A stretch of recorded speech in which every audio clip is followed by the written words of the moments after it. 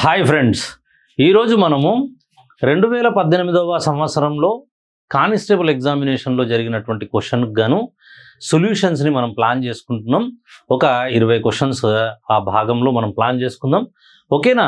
అలాగే ఈరోజు మీరు గ్రాండ్ టెస్ట్ పేపర్లో ఈరోజు ఫస్ట్ పేపర్ అయ్యింది. దాని డిస్కషన్, ఆ సొల్యూషన్స్ అవన్నీ కూడా మళ్ళీ మనం తర్వాత చూద్దాం. ముందుగా ఇక్కడ దీన్ని ప్లాన్ చేసుకొని ముందుకు కలుద్దాం.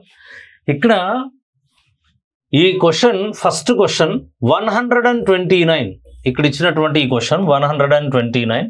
ఈ 129 ఆ తర్వాత సిరీస్ ఇచ్చాడు.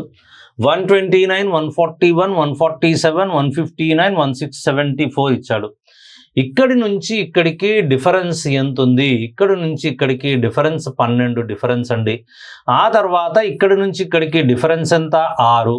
తదుపరి ఇక్కడి నుంచి ఇక్కడికి డిఫరెన్స్ ఎంత? మళ్ళీ ఆ తర్వాత 12 ఇచ్చాడు. తదుపరి ఇక్కడి నుంచి ఇక్కడికి డిఫరెన్స్ ఎంత? ఇక్కడ 60 అంటే 14, 1 15 డిఫరెన్స్ ఇచ్చాడు, ఓకేనా? ఇదొక పద్ధతిలో లేదు. 12, 6, 12, 15 రావద్దు, 6 వస్తే ఒక పద్ధతిలో ఉండేది. కానీ ఇక్కడ పద్ధతి కనిపించట్లేదు. కానీ అంతర్గతంగా ఒక బ్యూటిఫుల్ లాజిక్ ఇక్కడ దాగి ఉంది. ఏటా లాజిక్ అంటే ఇది చూడండి. ఇక్కడ ఉన్నటువంటి సంఖ్య 129, 1 + 2 + 9 = 12, ఓకేనా? కాబట్టి ఇక్కడ 12 యాడ్ చేశాడు. ఇక్కడ 141, 1 + 4 + 1 = 6, కాబట్టి ఇక్కడ 6 యాడ్ చేశాడు. ఇక్కడేమో 147, 1 + 4 + 7 ఇది 7, 5, 12, కాబట్టి ఇక్కడ 12 యాడ్ చేశాడు. 159, 1 + 5 + 9 = 15, కాబట్టి 15 యాడ్ చేశాడు. నెక్స్ట్ మన ఆన్సర్ పొందడానికి 174, కావున 1 + 7 + 4 = 8, 4, 12. So should be added by 12. 12 add చేసినప్పుడు మనకు వచ్చేది 186. So option is the B bit. B bit is the right answer. So the logic is very important. లాజిక్ని ఫైండ్ అవుట్ చేయాలి. ఇక్కడ ఒక పద్ధతిలో లేనప్పుడు ఇంకా ఏవన్నా పద్ధతులు ఉన్నాయని మనం వెతకాలి ఖచ్చితంగా, ఓకే? Right, very nice. ఇప్పుడు ఇది చూడండి, టాప్ 10 గ్రాండ్ టెస్ట్ పేపర్స్కి గాను మనం నిన్న ప్లాన్ చేసుకున్నాం. ఈరోజు లాంచ్ అయ్యింది. ఈరోజు ఫస్ట్ పేపర్ కూడా కంప్లీట్ అయిపోయింది, ఓకేనా?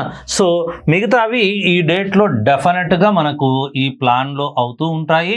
అలాగే ఇక్కడ ఒక చిన్న ఫీడ్బ్యాక్ ఇవాళ గమనించాల్సినటువంటి విషయం ఏంటి అంటే, విద్యార్థుల నుండి ఒక సందేశం వచ్చింది. ఏంటి అంటే, పేపర్ టఫ్ ఉందండి, అది మేము చేయలేకపోయాము, కొద్దిగా ఇబ్బందులు పడ్డట్టుగా అనిపిస్తుంది.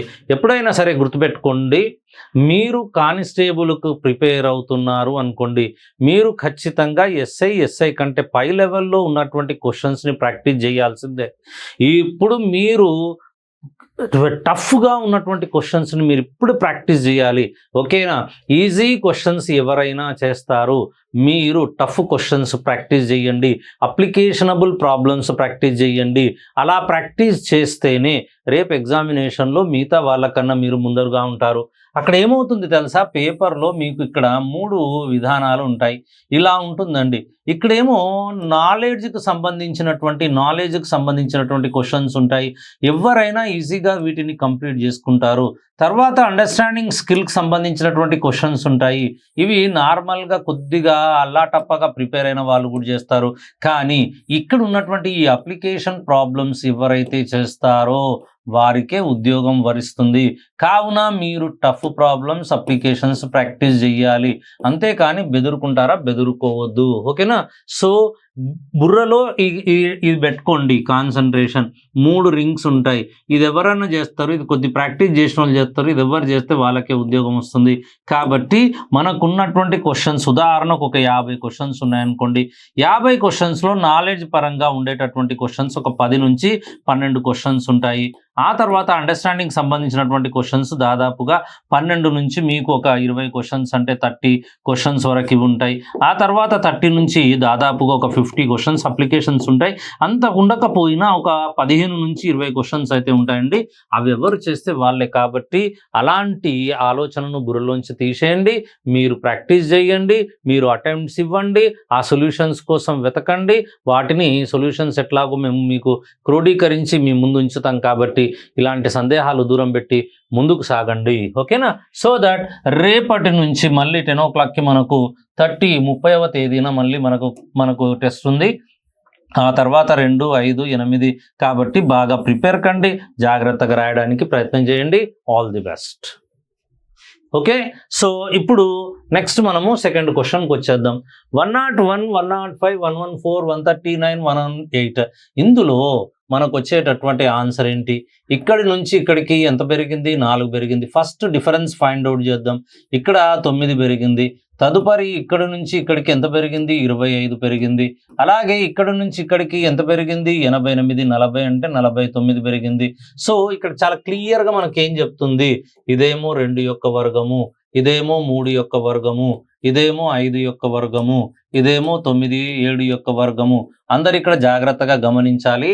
ఎప్పుడైనా సరే 2, 3 ఒక దగ్గర జత కట్టబడిన ఇవి వేటిని తెలియజేస్తాయి? ప్రధాన సంఖ్యలను తెలియజేస్తాయి. కావున నెక్స్ట్ వచ్చే ప్రధాన సంఖ్య 11 స్క్వేర్. 11 స్క్వేర్ ఎంత? 121. 188 గాను 121ని యాడ్ చేయాలి. So that 901. ఆన్సర్ ఎంత? 309. Option is the A bit. Okay, done. చలో, ఇది అయిపోయిన తర్వాత నెక్స్ట్ క్వశ్చన్కి వచ్చేద్దాం మనం. 7, 26, 63, 215. ఇక్కడ ఈ సిరీస్ని చూడగానే మనకు ఒక ఆలోచన వస్తుందంటే రావాలి, మీరంత ప్రాక్టీస్ చేయాలి. 215 అనేది 216లో ఒకటి తీసేస్తే 215 అనగా దీన్ని ఏం రాయొచ్చు మనము? 6 క్యూబ్ - 1 ఇది. అలాగే ఇది కూడా మనకు హింట్ ఇస్తుంది. 64 - 1. 64 అంటే 4 యొక్క ఘనము -1. అలాగే 26 అనేది 27 - 1 అనగా 3 క్యూబ్ - 1. అలాగే 7 అనేది 8 - 1 అంటాం, అంటే 2 క్యూబ్ - 1. ఇదేమో 2 క్యూబ్, నెక్స్ట్ 3 క్యూబ్, 4 క్యూబ్, ఆ తర్వాత వచ్చేది 5 క్యూబ్ - 1. 5 క్యూబ్ అంటే 125 - 1. 125 - 1 is equals to 124. కాబట్టి answer is 124 is the right answer. Okay, next క్వశ్చన్కి వచ్చేద్దాం. ఇప్పుడు 4వ క్వశ్చన్ చూడండి. BDFCFI అలాగే DHL. బి అనేది 2వ అక్షరం, 4, ఇది 6, ఇది 3, ఇది 6, ఇది 9, ఇది 4, ఇది 8, ఇది 12. ఇక్కడ 2 నుంచి 3 +1 అంటాం. ఇక్కడ నుంచి ఇక్కడికి +1. తదుపరి వచ్చేది +1. ఇది 5వ అక్షరం. 5వ అక్షరం ఏంటి? ఈ. చూడండి, ఆప్షన్స్లో అన్ని ఈలే కనిపిస్తున్నాయి. ఓకే, ఆ తర్వాత 4 6గా మారింది +2, 6 8గా మారింది +2, 8కి ఒక 2 కలపాలి 10.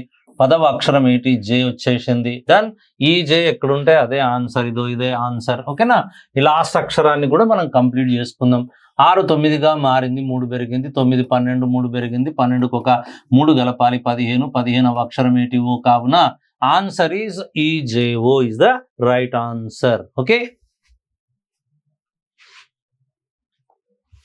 నెక్స్ట్ 5వ క్వశ్చన్కి వచ్చేద్దాం. ఇక్కడ 5వ క్వశ్చన్లో ఇది 5, ఇదేమో 10.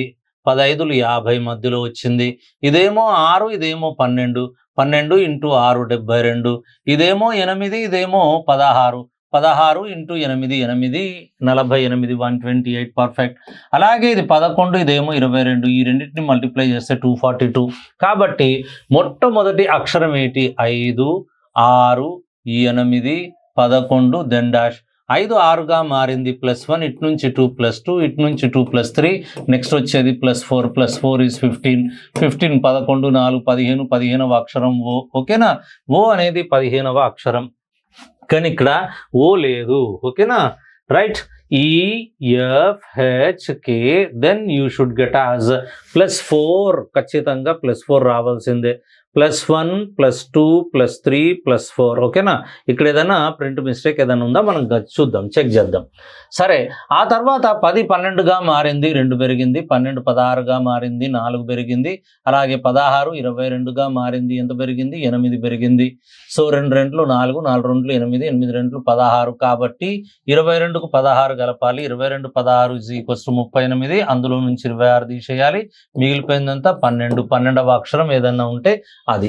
కానీ ఇక్కడ ఏదో ఒక తేడా కనిపిస్తుంది, చూద్దాం. సరేనా, ఈ కామా, నెక్స్ట్ వచ్చేది F comma H comma K comma then dash.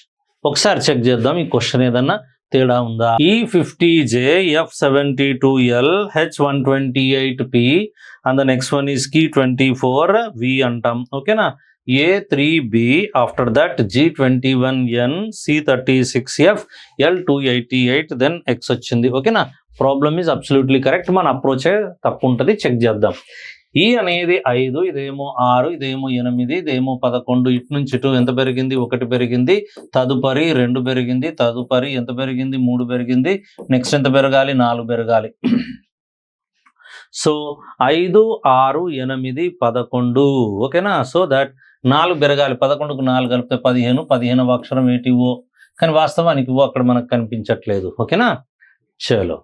So that అది కాదు, అది కాకుండా ఇంకేదైనా ప్లాన్ ఉంటే ప్లాన్ చేసుకోవడమే. సరేనా, రైట్.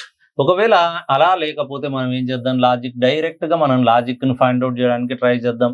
ఇలా లాజిక్ లేకపోతే ఇలా ఉండడానికి అవకాశం ఉంటుంది. 15లు 50, 6 12లు 72, 8 16లు 11 22, అట్లాంటిది ఏదైనా మ్యాచ్ అవుతుందా చూద్దాం.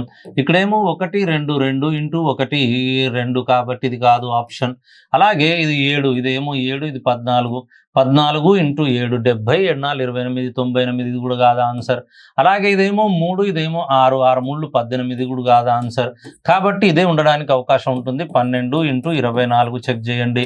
ఓకేనా, 24 2 48, 4 24 ఎక్కం 24 4 28. So that the required answer అంటే ఈ లాజిక్ ను కలిగి ఉన్నది ఇది మాత్రమే. Therefore the option is the D bit. Original గా మనకు వచ్చేటటువంటి అక్షరం ఏమి ఉండాలి? 5 6. ఓకే, 5 6 8 11. దెన్ డెఫినెట్ గా మనకేం కలిసి రావాలి? ఖచ్చితంగా మనకు కలిసి రావాల్సింది ఇక్కడ +4 రావాలి. లేదా ఒక పాయింట్ చేయొచ్చు, ఇక్కడ నుంచి ఇక్కడికి 1 పెరిగింది, ఆ తర్వాత ఇక్కడ నుంచి ఇక్కడికి 2 పెరిగింది, దీన్ని వదిలేద్దాం. 8 11 3 పెరిగింది. సో దట్ ఒకవేళ రిపీట్ సిరీస్ ఇవ్వడానికి కూడా అవకాశం ఉంటుంది. +1 అంటున్నాం 11కు. మొత్తానికైతే ఆప్షన్ ఇదే. లాజిక్ ని ఫైండ్ అవుట్ చేస్తున్నాం. ఓకేనా, లాజిక్ ఏంటి? మల్టిప్లై చేస్తే మధ్య నంబర్ వస్తుంది కాబట్టి అదొకటే logic. Very nice. 7th question చూడండి. B, C, B 2, C 3, E 5, G 7, 11, ఇదేమో 13. 2 3 5 7 11 13 ఇవన్నీ ప్రధాన సంఖ్యలు. నెక్స్ట్ వచ్చే ప్రధాన సంఖ్య 17, 17వ అక్షరం Q. There four the option is the C bit. ఓకేనా మిత్రమా, రైట్. నెక్స్ట్ ఇది అయిపోయిన తర్వాత ఒక నిర్దిష్ట కోడ్ భాషలో స్టేట్మెంట్ను ఇలా రాశాడు. STATEMENT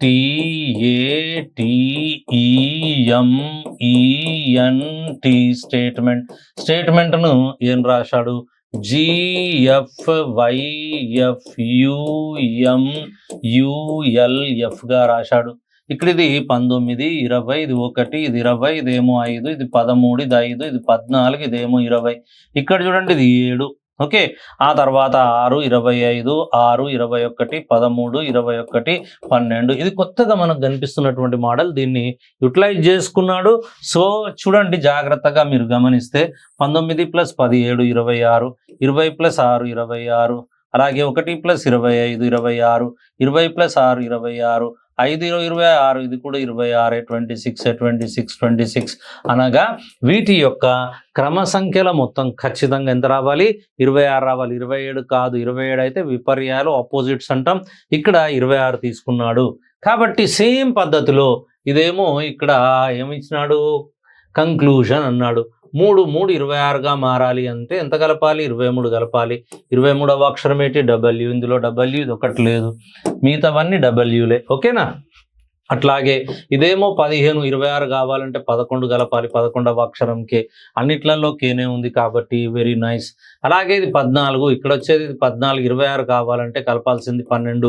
12వ అక్షరం ఏంటి? LWKL. Everywhere is there. ఆ తర్వాత నెక్స్ట్ వచ్చేది మళ్ళీ 3కు W రావాలి. 3కు W. చూడండి ఇక్కడి వరకు అన్ని కరెక్టే, ఇక్కడి వరకు కరెక్ట్, ఇక్కడ నుంచి ఒక్కొక్కటి మనకు వెళ్ళిపోతుంటది. ఆ తర్వాత L12, 12కు 14 కలపాలి. 14వ అక్షరం N. ఓకేనా, సో W తర్వాత N ఉండాలి. ఇక్కడ ఇది పోయింది, సో దాన్ని ఎలా కొడితేస్తాం. ఇక N తర్వాత వచ్చేది ఇదేమో U21 26 కావాలి అంటే 5 కలపాలి. 5వ అక్షరం ఏంటి? E. Therefore answer is the second one, first one is wrong. Okay, so ఈ లాజిక్ బట్టండి 26 రావాలి, లేకుంటే +1 +2 అలా మనం ప్లాన్ చేస్తూ టైం అంతా వేస్ట్ చేస్తాం. నెక్స్ట్ ఇక్కడ ఎఫ్ఎల్ఆర్ఎక్స్, ఇదైతే ఘోరంగా ఉంటుంది. ఎంత ఘోరం అంటే మనల్ని ఊరంతా తిప్పేస్తున్నాడు. ఎఫ్ఎల్ఆర్ఎక్స్లో ఇదేమో 6 ఇచ్చాడు, ఈ జాట్లో 5 ఇచ్చాడు, డిలో ఎంత అంటాడు. ఇక్కడ ఎఫ్ అనేది 6వ అక్షరం కాబట్టి 6, ఇక్కడ ఈ అనేది 5వ అక్షరం కాబట్టి 5 ఇచ్చాడు, ఇది 4వ అక్షరం కాబట్టి answer is the 4th one. ఓకేనా. చూడండి రీజనింగ్ ఇలా ఉంటుంది అంటే ఇట్లాగే ఉంటుంది. ఒకవేళ గుర్తుపట్టడం అనేది జరిగిందా, వితిన్ ద సెకండ్స్ 5, 3, 4 సెకండ్లలో ఆన్సర్ చేసేస్తాం. ఒకవేళ లాజిక్ మనకు గుర్తుపట్టలేదు అనుకోండి, సాయంత్రానికల్లా గుర్తుపట్టేస్తాం. ఓకేనా. సో చాలా కేర్ఫుల్గా ఉండాలి, ఫ్రెష్గా ఉండాలి, కేర్ఫుల్గా ఉండాలి, కాన్సన్ట్రేట్ చేయాలి, చలాకీగా ఉండాలి. Okay. So we are getting this one. After this ఒక నిర్దిష్ట కోడ్ భాషలో ఎబిలిటీని ZYRRO RORGBగా రాశాడు. ఏ యొక్క విపర్యము ఆపోజిట్ Z, బి యొక్క విపోజిట్ Y, I యొక్క ఆపోజిట్ R, L యొక్క ఆపోజిట్ O, I యొక్క ఆపోజిట్ R, T యొక్క ఆపోజిట్ G, Y యొక్క opposite B. So they are the opposite. So that culture C యొక్క ఆపోజిట్ ఏంటి X, U యొక్క opposite F, అలాగే L యొక్క ఆపోజిట్ O, T యొక్క ఆపోజిట్ ఏంటి G. కాబట్టి ఇది కాదు, ఇది కాదు, ఇది ఆన్సర్, ఇది కాదు. అలాగే U యొక్క ఆపోజిట్ F, అలాగే R యొక్క ఆపోజిట్ I, E యొక్క ఆపోజిట్ ఏంటి V. So that option is the C bit. సరేనా. Nice. Go to the next one.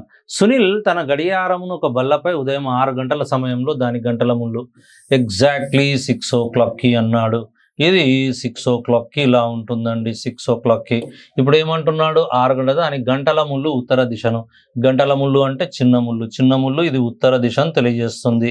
ఇది ఉత్తర అయితే దీనికి ఆపోజిట్లో ఉండేది దక్షిణ, దక్షిణానికి కుడివైపున ఉండేది పడమర, పడమరకు ఆపోజిట్లో ఉండేది తూర్పు అండి. అలాగే ఉత్తరానికి తూర్పుకు మధ్యలో ఉండే దిశను ఈశాన్య దిశ అంటాం, ఉత్తరానికి పడమరకు మధ్యలో ఉండే దిశను వాయువ్య అంటాం. అలాగే తూర్పునకు దక్షిణానికి మధ్యలో ఉండే దిశను ఆగ్నేయం అంటాం, పడమరకు దక్షిణానికి మధ్యలో ఉండేటటువంటి ఈ దిశను నైరుతి దిశ అంటాం. ఇది అయిపోయింది. కానీ క్వశ్చన్ అడిగింది 9 గంటల 15 నిమిషాలప్పుడు ఈ క్వశ్చన్ అడిగాడు. 9 గంటల 15 నిమిషాలప్పుడు ఈ చిన్న ముళ్ళు ఇలా ఉంటుంది, పెద్ద ముళ్ళు ఎగ్జాక్ట్లీ ఇటువైపు ఉంటుంది. ఇది 9:15కు ఉండేటటువంటి పొజిషన్. అయితే ఇప్పుడు ఏమన్నాడు, ఆ గడియారం యొక్క నిమిషాల ముళ్ళు ఎటుంది, నిమిషాల ముళ్ళు ఎటువైపు సూచిస్తుంది, ఇది పడమర వైపు సూచిస్తుంది. కాబట్టి option is the B bit. Okay.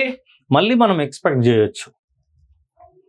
అలాగే పి అనే వ్యక్తి దక్షిణ దిశగా 10 మీటర్లు నడిచాడు, తర్వాత తన ఎడమ చేతి వైపుకు తిరిగి 20 మీటర్లు నడిచాడు. ఇలాంటి క్వశ్చన్స్ ఎప్పుడు వచ్చినా మీరు ఇది రాయాలి. ఉత్తరం, ఆ తర్వాత వచ్చేది ఉత్తరానికి కుడి వైపున గల దిశ తూర్పు, తూర్పునకు కుడి దక్షిణ, దక్షిణానికి కుడి పడమర, తర్వాత వచ్చేది ఉత్తర, తర్వాత తూర్పు, ఆ తర్వాత దక్షిణ, ఆ తర్వాత పడమర. చూడండి ఎంత ఈజీగా టాకిల్ చేయొచ్చు. చూడండి మిగతా వల్ల అరసరిసి చెప్తారు, అంత అవసరం లేదు. సింపుల్గా దీన్ని టాకిల్ చేయొచ్చు. ఎలా టాకిల్ చేయొచ్చు చూడండి. దక్షిణ దిశగా 10 మీటర్లు నడిచాడు. ఫస్ట్ దక్షిణ దిశలో 10 మీటర్లు నడిచాడు, అయిపోయింది. తర్వాత ఎడమ చేతి వైపు, దక్షిణానికి ఎడమ చేతి ఏముంది తూర్పు, తూర్పు దిశలో ఎంత దూరం ప్రయాణం చేశాడు, 20 మీటర్లు ప్రయాణం చేశాడు. అలాగే తన కుడి చేతి తూర్పునకు కుడి వైపున గల దిశ, తూర్పునకు కుడి వైపున గల దిశ దక్షిణ, దక్షిణ దిశలో 15 మీటర్లు నడిచాడు. తర్వాత కుడి చేతి వైపు, దక్షిణానికి కుడి వైపున ఉన్న గల దిశ పడమర, పడమర దిశలో తిరిగి 20 మీటర్లు నడిచాడు, 20 మీటర్స్ నడిచాడు. ఆ తర్వాత మళ్ళీ కుడి చేతి వైపుకు, పడమర కుడి వైపున గల దిశ ఉత్తర, ఉత్తర దిశలో ఎంత దూరం ప్రయాణం చేశాడు, 10 మీటర్లు ప్రయాణం చేశాడు. ఓకే. ఆ తర్వాత తన ఎడమ చేతి వైపునకు తిరిగాడు, ఉత్తరానికి ఎడమ చేతి వైపు గల దిశ పడమర, పడమర దిశలో 20 మీటర్లు నడిచాడు. ఎంత దూరంలో ఉన్నాడు అంటాడు. Simple technique. దక్షిణ దక్షిణ ఈ రెండు కలిపితే ఎంత అవుతుంది, 25. ఓకే. ఈ చిన్న క్యాల్కులేషన్స్ మనం చేయాలి, చేయకపోతే కాదు. Okay right. ఇదైపోయిన తర్వాత నెక్స్ట్ ఇక్కడ తూర్పు ఉందా, లేదు, తూర్పు 20 రాసుకోండి. Very good. ఆ తర్వాత నెక్స్ట్ వచ్చేది పడమర, పడమర రెండు పడమరలు కాబట్టి ఇది 40. ఆ తర్వాత ఉత్తరం ఎంత ఉంది, 10 ఉంది కాబట్టి 10. ఫినిష్డ్. ఇప్పుడు చూడండి, దక్షిణానికి పడమర వ్యతిరేక దిశమా, దక్షిణానికి ఉత్తర వ్యతిరేకమా, దక్షిణానికి ఉత్తర వ్యతిరేకం, తూర్పుకు పడమర వ్యతిరేకం. తూర్పు 20 ఉంది కాబట్టి 40లకి వెళ్ళి 20 తీసేయాలి. ఎంత మిగులుతుంది, 20. నేను అక్కడ క్లియర్ రాస్తాను అటువైపు. అలాగే ఉత్తర దక్షిణలకి వెళ్ళి తీసేయాలి, 10 తీసేస్తే 15 మిగులుతుంది. సింపుల్. అంటే దక్షిణ దిశలో 15 కిలోమీటర్లు, మిగిలింది 15 మీటర్లు మిగిలింది. అలాగే పడమర దిశలో 20 మీటర్లు మిగిలింది. కాబట్టి దీనికి షార్ట్ కట్ కావాలి. నేనేం చెప్తాను, చాలా క్లియర్గా చెప్తాను. లంబకోణ త్రిభుజంలో 3, 4, 5లు లంబకోణ త్రిభుజాన్ని ఏర్పరిచే మితులు. దీని 5 చేత గుణకారం చేయండి, ఇంటూ 5 15 వస్తుంది. దీని 5 చేత గుణకారం చేయండి, 5 4 20. కాబట్టి దీని 5 చేత గుణకారం చేయండి 25. సో ఇలా 2 వాల్యూస్ మిగిలితే 15, 20 ఎగ్జాక్ట్లీగా మ్యాచ్ అయ్యాయి. అంటే కనిష్ట దూరం ఎంత ఉంటుంది అని అర్థం, 25 మీటర్లు. So that answer is B. చాలా ఈజీగా రీజనింగ్ చేయొచ్చు, 100కు 100 మార్కులు ఈజీగా రీజనింగ్లో చేయొచ్చు. నాన్ మ్యాథ్స్ వాళ్ళు మీరు దీన్ని నమ్ముకోండి, డెఫినెట్గా you will be benefited. Okay, next question. ఒక వ్యక్తి తూర్పునకు అభిముఖంగా ఉన్నాడు. అతడు గడియారం ముళ్ళు తిరిగే దిశలో 45 డిగ్రీలు తిరిగి తర్వాత అదే దిశలో మరొక 90 డిగ్రీలు తిరిగినాడు. ఓకేనా? అంటే ఒకవైపు సవ్య రాయండి, మరొక వైపు అపసవ్య రాయండి. ఓకే, ఇలాంటి ప్రాబ్లమ్స్ ఇట్లా చేస్తాం. ఇది సవ్యను కుడిగా పరిగణిస్తాం, దీన్ని ఎడమగా పరిగణిస్తాం. వెరీ క్లియర్, సరేనా? సో దట్ ఇక్కడ అతను గడియారపు ముళ్ళు తిరిగే దిశలో 45 డిగ్రీలు, సవ్య దిశలో 45 డిగ్రీస్ తిరిగాడు. అదే దిశలో మరికొంత 90 డిగ్రీస్ తిరిగాడు. తర్వాత వ్యతిరేక దిశలో 180 డిగ్రీస్ తిరిగాడు. ఖతం, ఇది అయిపోయింది. So total 135 degrees. ఇక్కడ ఎంత ఉంది? 180 డిగ్రీస్. కాబట్టి 135 ఇందులో నుంచి తీసేయాలి. ఎంత మిగిలిపోయింది? 45 డిగ్రీస్. 45 డిగ్రీస్ అపసవ్య దిశలో మిగిలింది.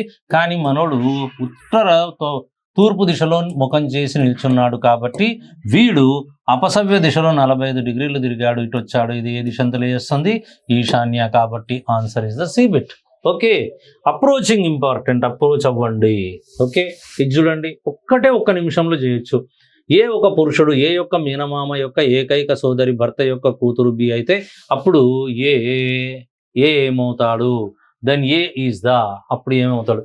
ఏ ఒక పురుషుడు ఏ యొక్క మేనమామ అంటే తల్లి గారి సోదరుడు మేనమామ యొక్క ఏకైక సోదరి అంటే తల్లి, సోదరి యొక్క భర్త అంటే నీకు ఏకేమవుతాడు? తండ్రి అవుతాడు. ఓకేనా? తల్లి గారి భర్త తండ్రి యొక్క కూతురు ఈవిడ కూతురు, ఈవిడ బి అయితే అప్పుడు ఏ బీనకు ఏమవుతాడు? ఏ పురుషుడు అని చెప్పాడు కాబట్టి ప్లస్ బీనకు ఏమవుతాడు? బి సోదరి కాబట్టి ఏ సోదరుడు అవుతాడు. ఓకేనా? బి యొక్క సోదరుడు A. Answer is the A bit. Okay, 10 సెకండ్లలో కంప్లీట్ చేసుకోవచ్చు. రాము ఒక స్త్రీతో నీవు నా అమ్మమ్మ వైపు ముత్తాత యొక్క ఏకైక మనుమరాలకు కుమార్తెవు అన్నాడు. అప్పుడు ఆ స్త్రీ రామునకు ఏమవుతుంది? ఇక్కడ వేణి అనుకుంటా. ఓకే, సో ఆ స్త్రీ, ఓకే చూద్దాం. ఓకే, నా అమ్మమ్మ ముత్తాత యొక్క ఏకైక మనుమరాలకు కుమార్తె. నీవు నా అమ్మమ్మ. ఓకేనా? రాము ఒక స్త్రీతో అన్నావు, నీవు నా అమ్మమ్మ. రాము ఇక్కడ అన్నాడు, వీడు రామ్. సరేనా? రామ్ ఏమంటున్నాడు? ప్లస్ నా అమ్మమ్మ అంటే తల్లి గారి తల్లి అమ్మమ్మ వైపు ముత్తాత అంటే ఇతడు ముత్తాత యొక్క ఏకైక మనుమరాలు ఈవిడ. ఓకే, ఈ మనుమరాలుకు కుమార్తెవు, మనుమరాలు యొక్క కుమార్తెవు, ఈవిడ కుమార్తె. ఓకే, అప్పుడు ఈ స్త్రీ అట రాము యొక్క ఏమవుతుంది? సోదరి అవుతుంది. She is the sister. Over. Next క్వశ్చన్కి వచ్చేద్దాం. సీత యొక్క తండ్రి రామన్. నా మామగారు, సీతకు ఒక తండ్రి ఉన్నారా? అతడు రామన్. నా మామగారు మోహన్ యొక్క ఒకే ఒక కుమారుడు అని ఇక్కడ వీణ, మీకు కాదు, ఇక్కడ ఏమిచ్చినాడు? వీణ. షీ ఈజ్ వీణ చెప్పింది. ఏమని చెప్పింది? నా అంటే వీణ, ఈవిడ స్త్రీ ఏమన్నది? నా మామగారు అంటే వీణ యొక్క భర్త గారి తండ్రి, ఇతడు మామగారు మోహన్, ఈయన మోహన్. Very nice. మోహన్ యొక్క ఒకే ఒక కుమారుడు అంటే వీడే, ఒకే ఒక కుమారుడు వీడు అట. ఎవరికి? సీత యొక్క తండ్రి రామన్. ఇక్కడ ఉన్నటువంటి ఈ ఒకే ఒక కుమారుడు ఇతను సీత యొక్క ఈవిడ సీత యొక్క తండ్రి రామన్ అంటే ఇతడు రామన్ అని అర్థం. ఓవర్. మళ్ళీ ఒకసారి చూడండి. నా వీణ చెప్తుంది, నా మామగారి మోహన్, మామగారు అంటే భర్త యొక్క తండ్రి మోహన్. ఓకే, మామగారి యొక్క ఏకైక కుమారుడు, ఒకే ఒక కుమారుడు వీడట సీత యొక్క తండ్రి. అవును, సీతకు తండ్రి ఇతను. అయితే క్వశ్చన్ ఏమంటుండు, సీత యొక్క సోదరి సింధు, సీతకు ఒక సోదరు ఉందట, ఈవిడ సింధు అట. ఓకేనా, ఇప్పుడు సింధు మోహన్కి ఏమగును, సింధు మోహన్కి ఏమవుతుంది, మోహన్కు సింధు ఏమవుతుంది, మోహన్ యొక్క కుమారుడు యొక్క కూతురు, కాబట్టి ఈవిడ ఏమవుతుందండి, మనుమరాలు. చాలా కన్ఫ్యూజన్గా ఉంటుంది, కానీ బాగా ప్రాక్టీస్ చేయండి, easy. Okay, super, excellent. Next 16th one. నలుగురు మిత్రులతో మోహిత్ యొక్క వయస్సు కార్తీక్ యొక్క వయస్సునకు, నలుగురు మిత్రులలో మోహిత్ యొక్క వయస్సు కార్తీక్ యొక్క వయస్సునకు 3 రెట్లు. Very good. తర్వాత తరుణ్ యొక్క వయస్సు కార్తీక్ వయస్సులో సగం, తరుణ్ యొక్క వయస్సు కార్తీక్ వయస్సులో సగం. Very good.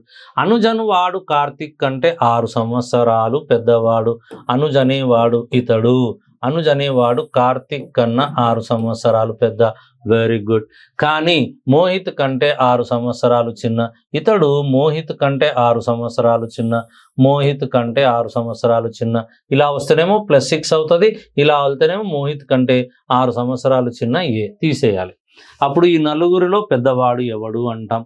ఓకే, 3 ఇక్కడ హారం ఎంత ఉంది, 6 ఉంది, 3 రెంట్లు ఎంత, 6. కాబట్టి నేను కేను 6 యూనిట్స్గా తీసుకుంటాను. I would like to change the colour. నేను కలర్ చేంజ్ చేస్తున్నాను. 3 ఇక్కడ హారంలో 2 ఉంది కాబట్టి ఈ టెక్నిక్స్ అన్ని ఇవి 6 తీసుకోవాలి. అప్పుడు 6 × 3 ఇది ఎంత అవుతుంది, 18 అవుతుంది. ఇప్పుడు చూడండి 6లో సగం టీ, 6లో సగం టీ ఎంత అవుతుంది, 3. ఇప్పుడు చూడండి ఏ అట 6 కన్నా 6 సంవత్సరాలు పెద్ద ఉండాలి, కాబట్టి 6కు 6 కలిపితే 12. ఇప్పుడు చూడండి ఈ 18 సంవత్సరాలోడు 12 సంవత్సరాలోడు కన్నా 6 సంవత్సరాలు పెద్ద, 18లో 6 తీసేస్తే 12. అంటే మోహిత్ 18 సంవత్సరాలు, కార్తీక్ 6 సంవత్సరాలు, వీడు 3 సంవత్సరాలు, వీడు 12 సంవత్సరాలు, అందరికంటే పెద్ద Mohit. Therefore option is the D bit. Okay, approaching విధానాలు చూడండి ఎట్లా ఉంటుంది, సింపుల్ టెక్నిక్. ఇట్లా గ్రాప్ చేయాలి, 3 రెంట్లంతా 6 ఫట్ మన్ చేయాలి, ప్రాక్టీస్ చేయాలి, వెరైటీ క్వశ్చన్స్ ప్రాక్టీస్ చేయాలి. నెక్స్ట్, ఏ అనే ప్రదేశం నుండి బయలుదేరిన ఒక బస్సు నందు మహిళల సంఖ్య అందులోని పురుషుల సంఖ్యలో 1/3 వంతు. ఇక్కడ చూడండి ఈ మహిళల సంఖ్యట, ఈ మహిళల సంఖ్య పురుషుల సంఖ్యలో 1/3 వంతు. అంటే ఫీమేల్ అండ్ మేల్ గురించి ప్రస్తావన.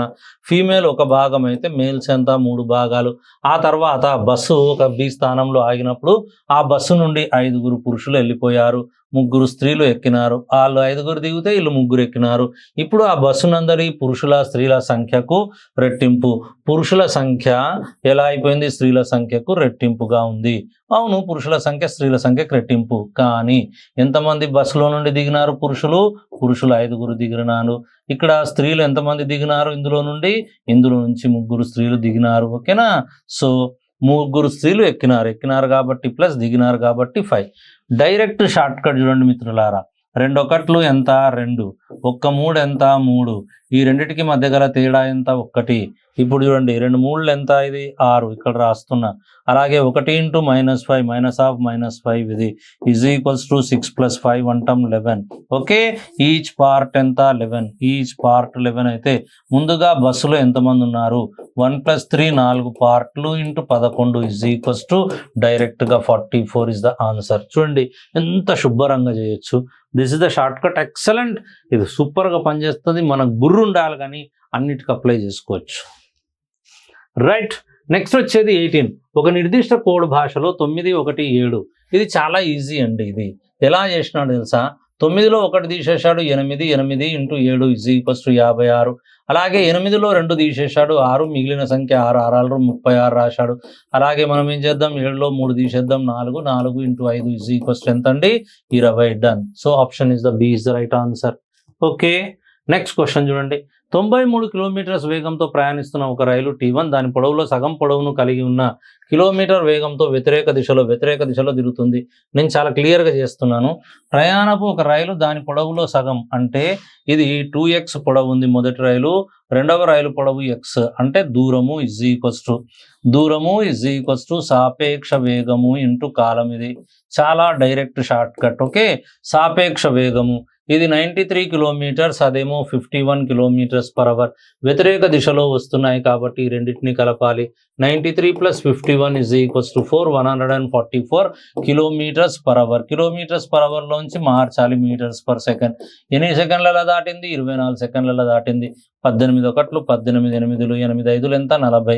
40 × 24. So this is 3x = 28 5 40, 4 24 96. So that 960. అనగా 3 3 3 2 6. x = 320.